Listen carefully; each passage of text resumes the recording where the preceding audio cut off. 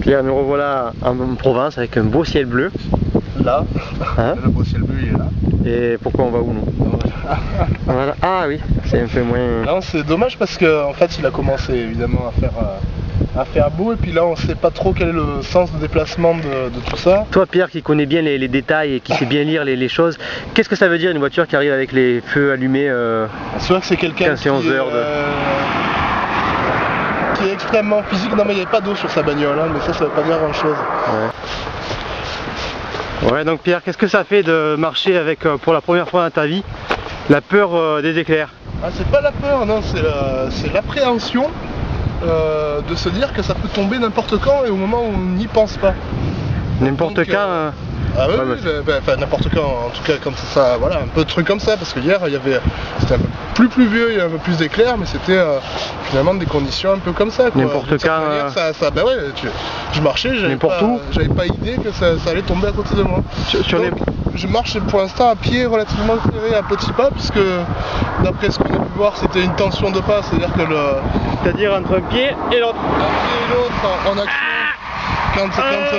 Quand l'éclair est tombé, apparemment, enfin la poudre est tombée, ça a dû se répartir dans le sol, mais ça tu vas expliquer peut-être un peu mieux, tu es un peu plus calé que moi là-dessus. Non mais là je viens de réaliser un truc, c'est que ça peut tomber n'importe où, et sur n'importe qui. Ça tombe pas que sur toi? Ah non. Ouais, bon, bah, donc on voit la situation, ici c'est le seul abri qu'on connaisse sur cette route, donc il nous reste une vingtaine de kilomètres à Varex. Et ben là la réflexion elle se fait sur la pertinence de poursuivre jusqu'à là-bas sur ces 2 jours d'orage encore, puisqu'on n'a pas encore de rendez-vous fixe. On n'a pas encore de rendez-vous fixe sur la suite du trajet. Donc on est en train de réfléchir si la différence entre être volontaire, aller au bout, et être obstiné, si les choses tournent au vinaigre. Et là pour l'instant, en tout cas avec le petit truc qui m'est arrivé hier, la réflexion de tout ça, on va se faire une petite réunion de crise avec Romain là. On va voir un peu ce qu'on fait pour les 2 prochains jours.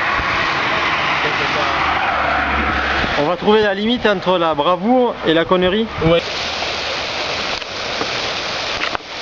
Ça je sais. Ouais, il pleut un peu, mais ça se voit pas ça. Ouais, non, tiens, va te mettre sous la pluie pour qu'on voit bien la pluie. Oh. C'est une plaisanterie, hein. Tu vois la frontière, tu peux voir filmer la frontière. Ouais. Si, ça. Il y a 2-3 gouttelettes, ça clignote hein, quand même. Mais c'est vrai qu'avec l'appareil ça rend moins quoi. Hop. Et tu veux rendre un peu? Bon ben là il y a retravail, voilà.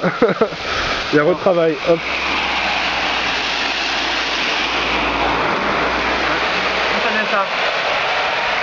Voilà. Ah. Bien, alors après avoir fait ce petit brainstorming sous le fameux pont TGV, on a décidé de revenir à Marseille.